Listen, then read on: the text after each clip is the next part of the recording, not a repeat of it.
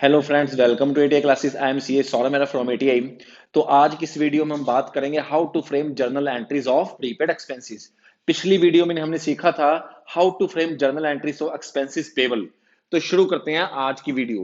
हमने पिछली वीडियो में बात की थी अकाउंट्स का सबसे इंपॉर्टेंट कंसेप्ट है वो है मैचिंग कंसेप्ट। कौन सा कंसेप्ट है? Matching concept.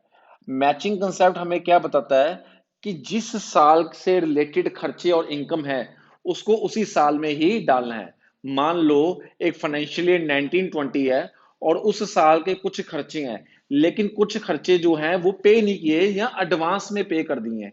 तो हमने उस साल में उतने ही खर्चे डाले हैं जो उस साल से रिलेटेड है। फॉर एग्जाम्पल, मान लो सैलरीज है, सैलरीज हमने 12 मंथ की पे करनी है, सैलरीज हमने 12 मंथ की पे करनी है, लेकिन हमने सिर्फ 9 मंथ्स की जो है पे की है। हमने 9 मंथ्स की पे की है और 3 महीने की जो सैलरी है वो अनपेड है। तो हमने क्या किया था, पिछली वीडियो में सीखा था, उसको हमने एक्सपेंसेस पेबल खड़ा करके, उसको एक्सपेंसेस पेबल खड़ा करके हमने पूरे साल का 12 महीने का खर्चा था किताबों में डाल दिया था। तो ये था एक्सपेंसेस पेबल की ट्रीटमेंट। इसी से उलट मान लो हमने सैलरीज जो है वो हमने 16 मंथ की पे कर दी है, हमने 16 महीनों की सैलरीज जो है पे कर दी है।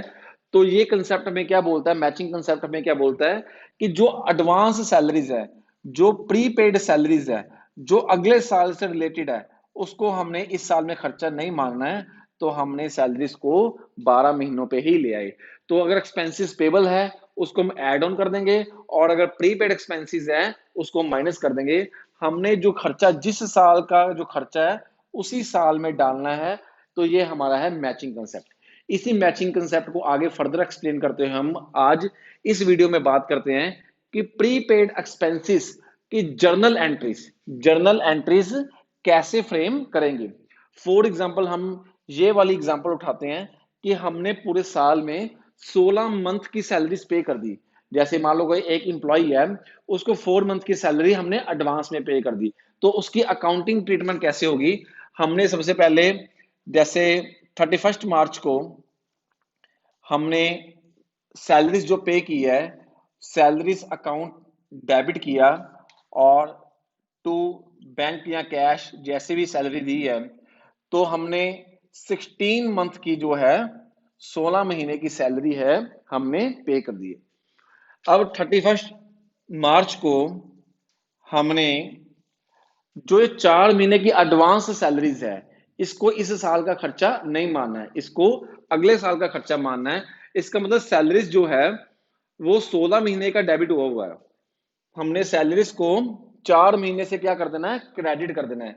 तो हम एक नया अकाउंट बनाएंगे, प्रीपेड सैलरीज। प्रीपेड सैलरीज जो है हमारा क्या है, करंट एसेट है। तो प्रीपेड सैलरीज को हम डेबिट करेंगे 4 मंथ के साथ, और टू सैलरीज कर देंगे हम 4 मंथ के साथ। तो इससे क्या हुआ कि सैलरीज पहले 16 मंथ के साथ डेबिट हुई थी, अब 4 महीनों के साथ ये क्रेडिट होगी। तो सैलरीज किताबों में नेट जो है 12 मंथ्स की सैलरी डेबिट होगी है। अगले साल जब वो 4 महीने की सैलरी ड्यू होगी है, जैसे अप्रैल मई जून और जुलाई में, वो जब सैलरी ड्यू होगी है, हमने पे तो करनी नहीं क्योंकि पे हमने पिछले साल में कर दी थी। तो नेक्स्ट ईयर में हमने जो ये सैलरीज है, ये हमने मान लो 31 जुलाई तक हमने सैलरी पे नहीं की है, हमने 31 जुलाई तक सैलरी पे नहीं की है। तो ये जो प्रीपेड सैलरीज है इसी को हमने एडजस्ट कर देना है। तो अगले साल में जो सैलरीज है 4 महीने की सैलरी को हम डेबिट कर देंगे, और पिछले साल में जो प्रीपेड सैलरीज जो हमने डेबिट खड़ी की हुई थी उसको हम यूज कर लेंगे, उसको क्रेडिट कर देंगे। तो प्रीपेड सैलरीज जो है उसको हम 4 मंथ के साथ क्रेडिट कर देंगे। तो इससे क्या हुआ कि जो प्रीपेड सैलरीज था, वो जो हमारा करंट एसेट था, वो अगले साल जाके वो राइट ऑफ हो गया, किताबों से निकल गया, और अगले साल जाकर सैलरी जो है वह 4 महीने की सैलरीज हमने बुक कर ली, किताबों में डेबिट कर ली। तो इस तरीके से हमारा मैचिंग कंसेप्ट हमें यह कहता है कि जब भी कोई प्रीपेड एक्सपेंसेस, कोई भी खर्चा नॉर्मली बिजनेस में जैसे इंश्योरेंस का खर्चा है वो प्रीपेड रहता है, या सैलरीज प्रीपेड रह जाती हैं, या कोई कुछ और एक्सपेंसेस हैं वो प्रीपेड हो जाते हैं।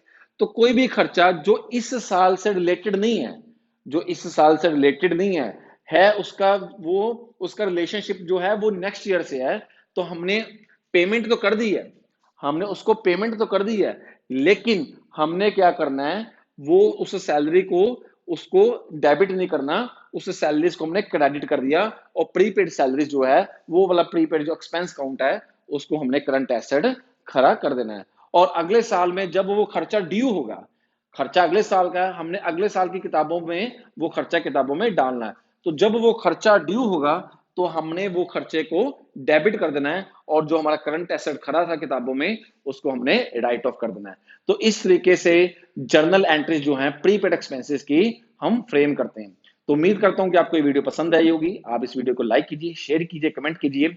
अगर आप चैनल पर नए हैं तो चैनल को सब्सक्राइब कीजिए। Thank you.